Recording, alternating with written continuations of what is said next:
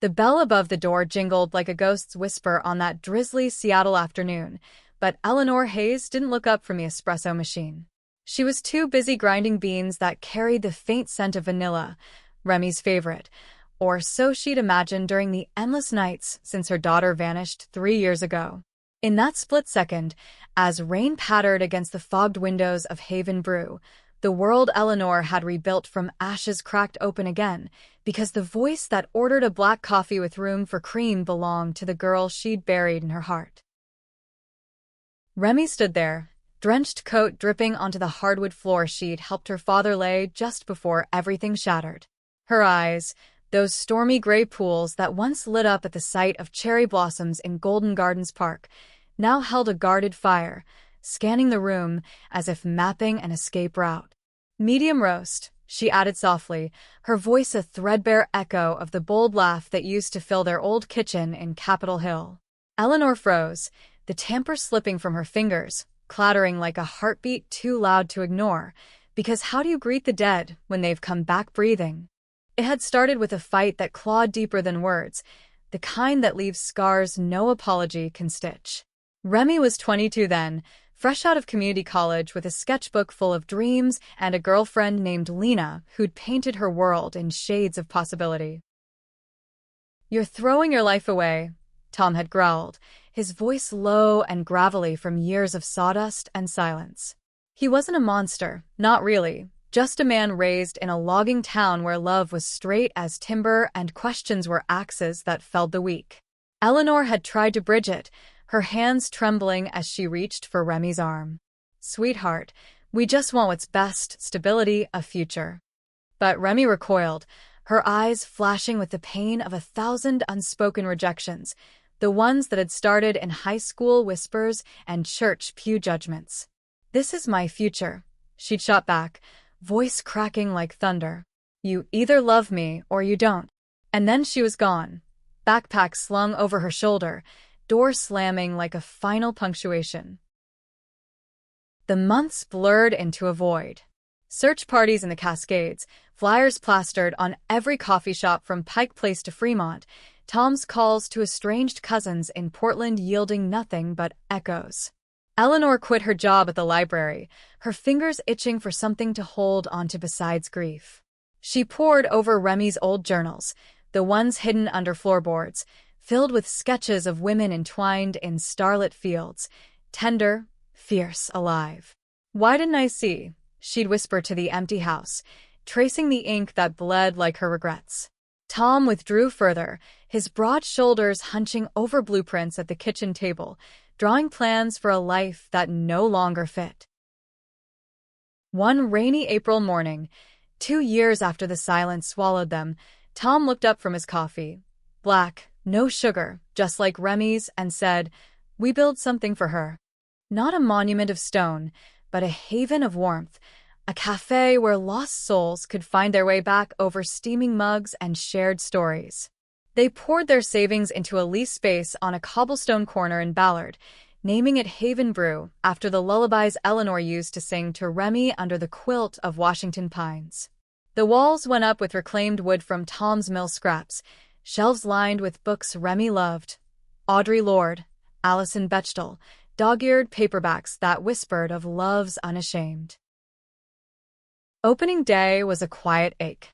Neighbors trickled in, murmuring condolences disguised as compliments on the cinnamon scones. "For your girl," an old widow said, pressing $1 into the tip jar etched with Remy's initials.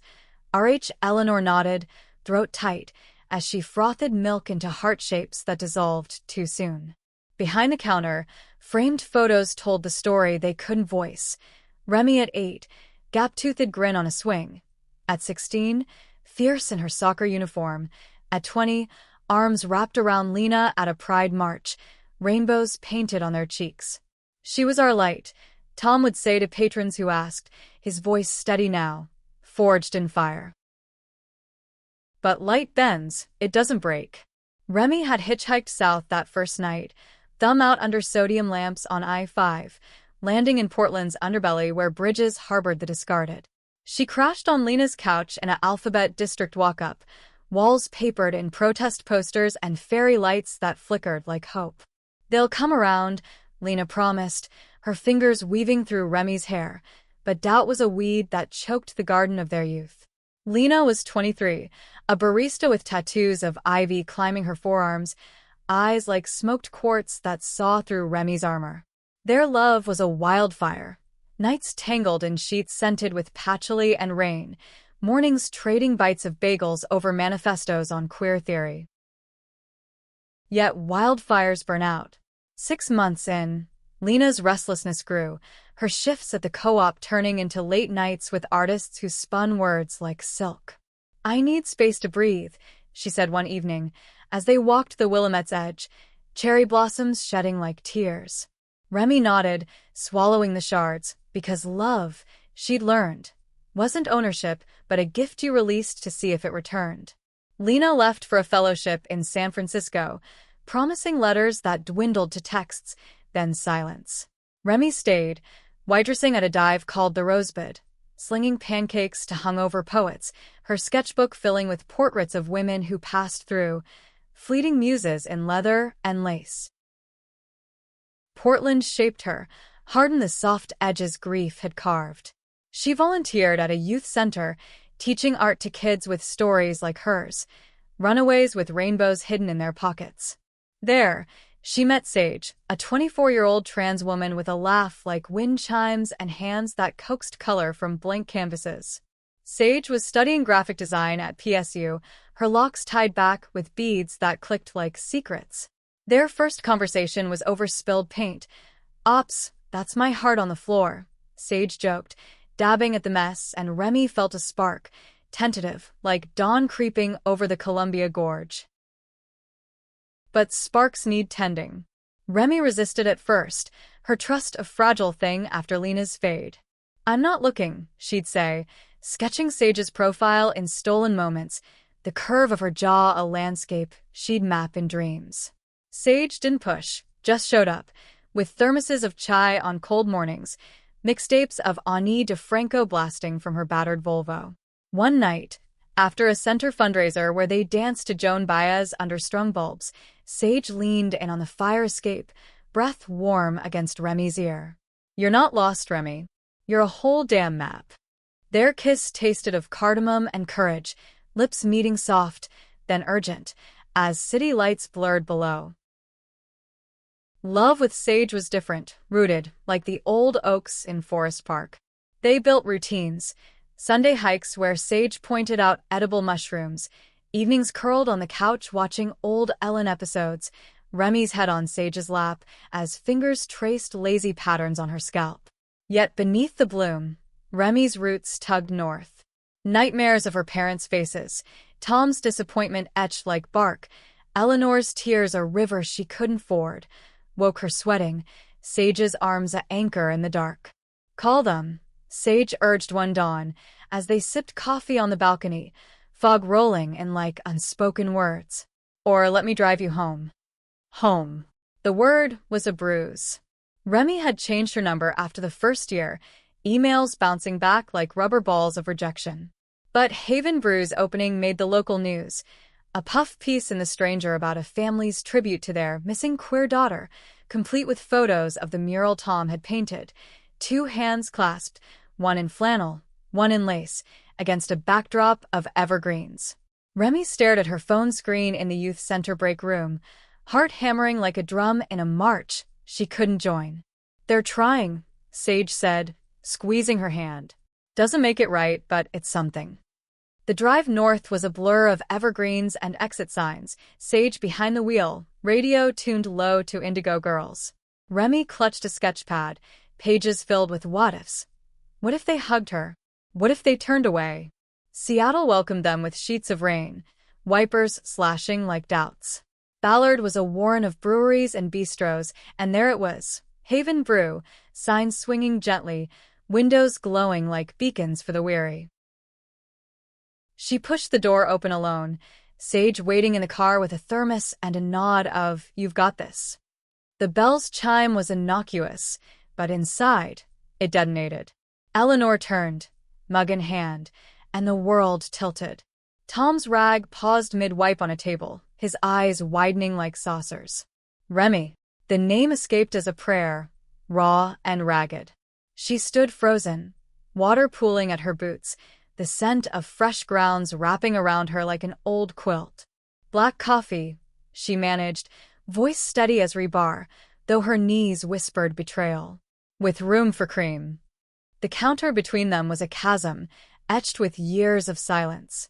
Eleanor moved on autopilot, hands shaking as she poured the brew, steam rising like ghosts between them.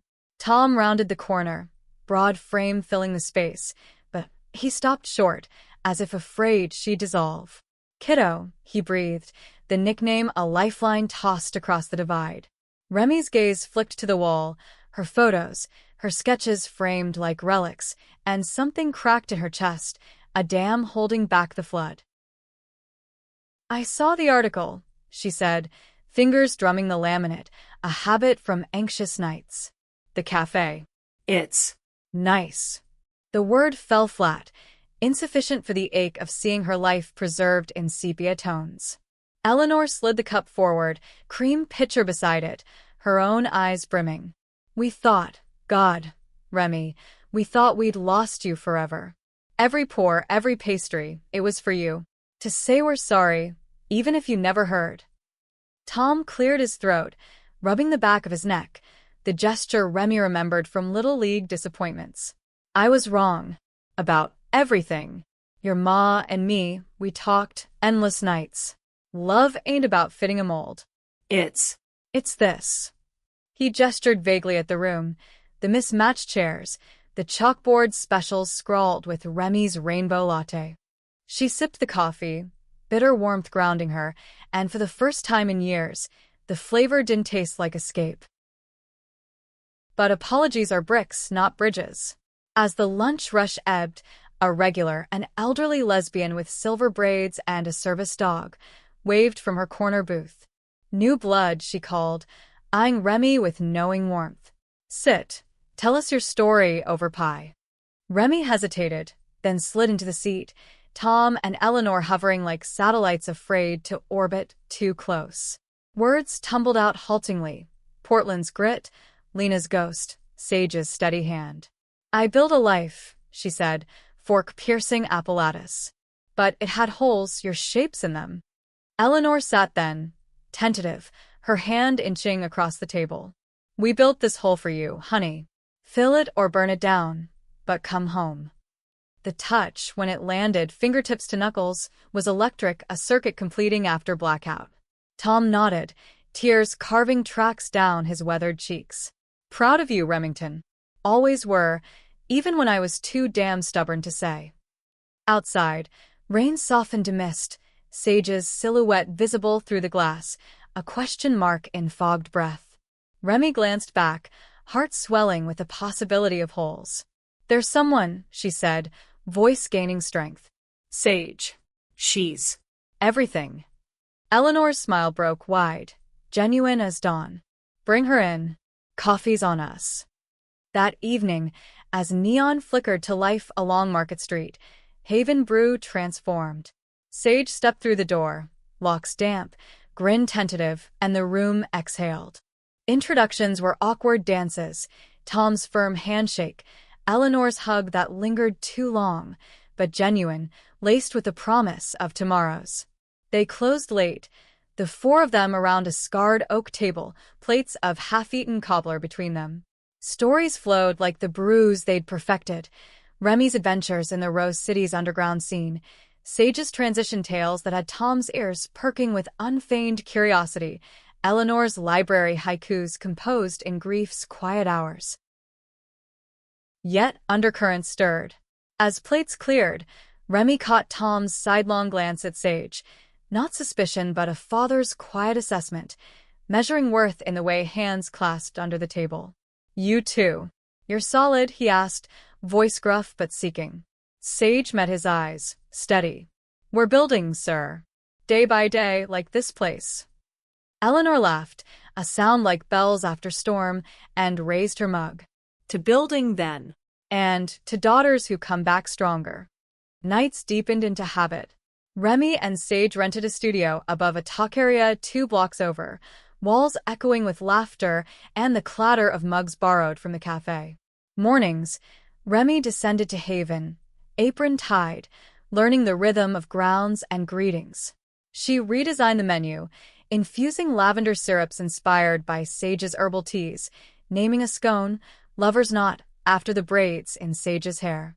Patrons noticed the shift, the new barista with a quick smile and quicker sketches on napkin sleeves, leaving doodles of entwined hands for tips. But fractures linger, hairline but sharp.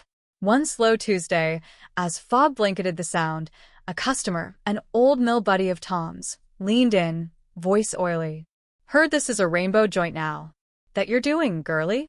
Remy's jaw tightened, steam wand hissing like her pulse. Tom stepped forward, rag in hand, but she beat him. "It's my home," she said, eyes level. "And yeah, it's queer as hell. Want a refill or a lecture?" The man grumbled out, door banging, and Tom clapped her shoulder, pride swelling his chest. "Like your ma, fierce." Sage wove in seamlessly, her designs freshening the space. Murals of women in flannel chopping wood under auroras, chalk art of coffee cups spilling into hearts. Evenings, they'd walk the locks, fingers laced, watching salmon leap against currents, a metaphor too on the nose not to embrace.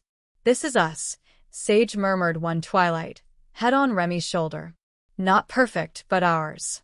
Remy kissed her temple, tasting salt and possibility. "Ours," she echoed, the word a vow etched in evergreen. Yet drama brewed beyond the counter. Lena resurfaced via a Facebook friend request, photo glowing from a Bay Area gallery opening, arm around a new muse. The message was innocuous. "Heard you're back. Coffee sometime?"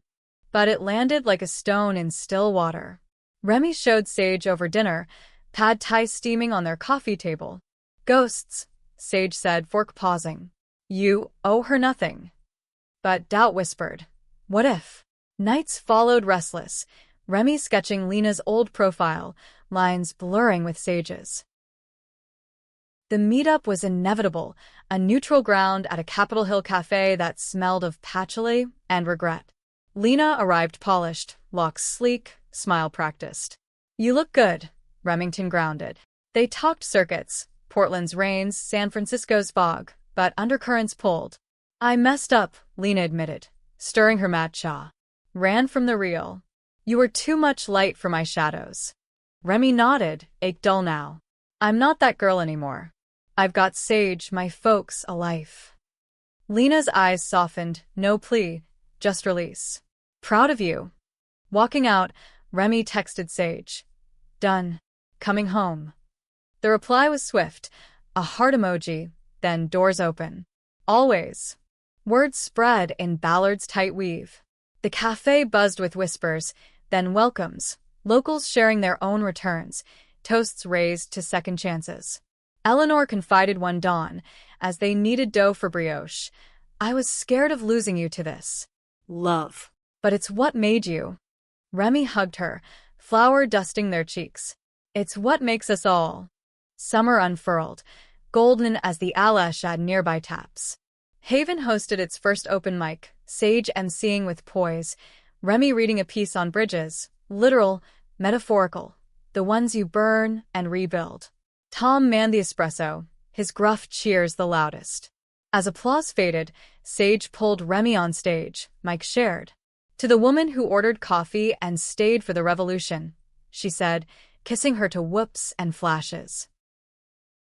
Fall brought crisp edges, leaves carpeting the sidewalks like confetti from a parade long past. Remy and Sage planned a road trip, Crater Lake first, then Redwoods, promising Tom's famous chili upon return. But before wheels turned, a letter arrived, postmarked Portland, from the youth center, inviting Remy to lead workshops. "Your story," it read, "changes lives."